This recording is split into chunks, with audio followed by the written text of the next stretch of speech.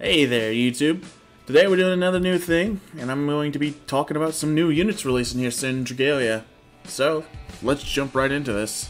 Let's start with talking about Sandalphon. She is definitely one of the most unique healers we've seen to date in Dragalia, and her kit is extremely potent. First thing of note is she has a skill bar just like Galax and just like Godric. One skill equals one bar, and you charge it through normal SP gain.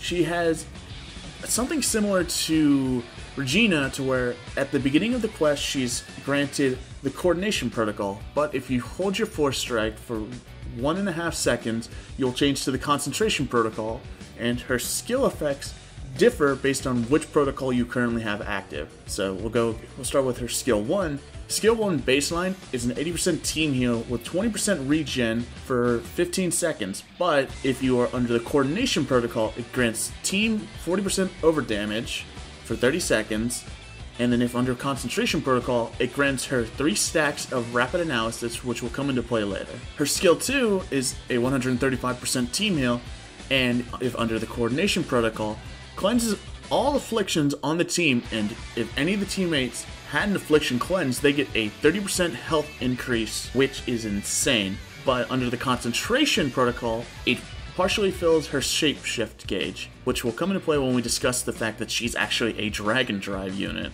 This comes into her ability 1, which gives her this shapeshift gauge, and a very unique shapeshift. She is a dragon drive unit, and similar to Gala or a dragon drive unit, she shapeshifts into her awakened form, the form that was recently revealed within the Faith Forsaken story. And this turns her from, our base healer to, I'm a healer, and she becomes basically an attacking unit.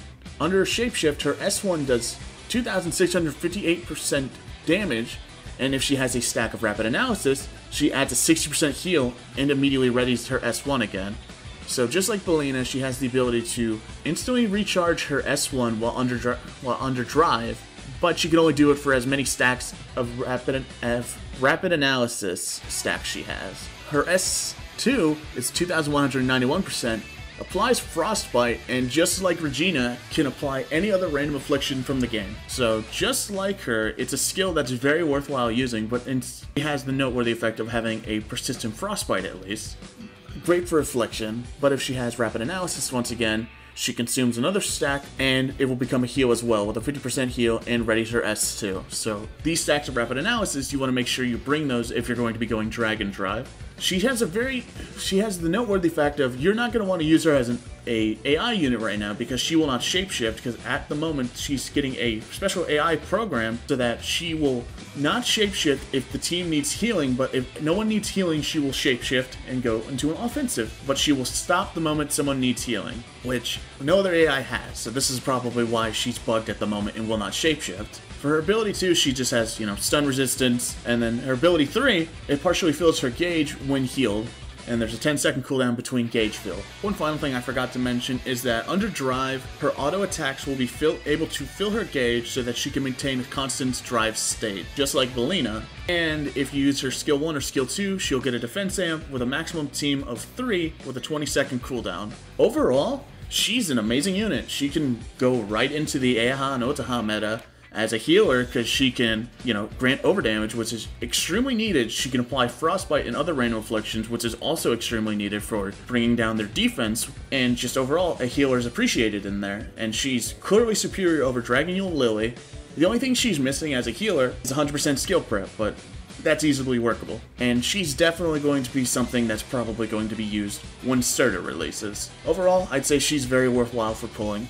And coming in second, it's Basileus, the final apostle of the crew, and with a unique kit in tow. I can't even begin to describe his skills without going into his ability 1, because they completely change based on varying factors. His ability 1 puts a zone around him. It's not a buff zone, it's more like a debuff zone, because it reacts to the presence of enemies and changes him from close range mode to long range mode whether or not there's an enemy inside of it. So in a way, he's a hybrid user where he's a long range unit, but if an enemy gets close, he'll become a close range unit with special combos. So we're going to his skill 1. In close range, it's 1,734% damage, and it applies a defense amp and with a maximum team level of 2. But at long range, it's only 1,120%, but it applies Storm Lash. And under Sigil Released, it's the best of both worlds. At 2,191% damage, it applies Storm Lash, a defense amp, and a 20% strength debuff. His S2 has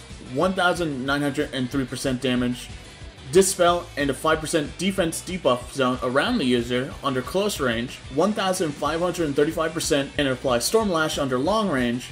And under Sigil Released, once again, best of both worlds, 2,265% damage, it dispels, a 10% debuff zone around the user, improving upon his close range variant, and it applies Storm Lash. So overall, it's funny to think, but there's a joke to be made here about how the enemy has to be approaching him, and he cannot use his stronger skills without getting closer to kick his ass. His ability 1 also gives him a unique Force Strike with 3 charge levels, and as it charges, the power and the amount of enemies it gets targeted increases with the charge. So overall, it sounds like it's going to be a good group wiping ability. And then, just like every apostle, he has a locked sigil for 300 seconds. 15 seconds is taken off of that timer every time a 25 hit combo is achieved. But there's an 8-second cooldown between every 15 seconds brought down. But yeah, when his sigil is released, he loses his zone, and it changes his Force Strike to a maximum of 1 charge.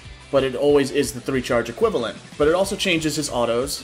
His ability 2 is Bog Resistance, which, I mean, that's just a given at this point. And his ability 3, it grants him overdamage, a 30% of his strength for every 15 hit combo, but he loses it if his combo is reset. He is the first unit to apply overdamage to himself under a new conditional, and that alone makes him extremely great because he has some combo-oriented abilities.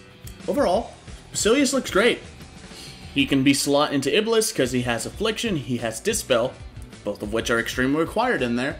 He technically could go into Yaldabaoth because with his Force Strike, it can target multiple enemies, so he could easily clear out a group. And for Legend Ciela, he has Storm Lash, which is the one affliction she's not 80% resistant to.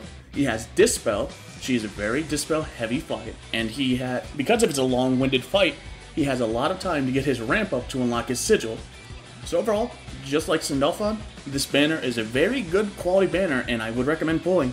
I won't really go into recommended builds for the units because they've yet to release, but I do want to discuss some items that are probably going to be used for them. Sandalphon being so DPS-oriented with her drive, she's probably going to be using that 40% staff skill damage, which is such a rarity to think, because rarely do you ever see that thing out in the wild, but with how good she is, she's going to be the first big healer who's going to be using that skill damage print, and it's so funny to think that thing exists, and we got it way before we got Blade skill damage 40%. For Basileus, because he has, he needs that 15 hit combo to keep his over damage, he is definitely going to want combo time. Whether or not you want to do, 2.5 extra seconds using Mene or Grimnir, or 5 extra seconds by combining the both of them, it's up to you, but he does want at least one of those 2 items. And with that, that's about all I have to say with these new units. Hope you guys enjoyed the video. If you did, maybe consider subscribing. As usual, have a wonderful day, and I'll see y'all in the next video.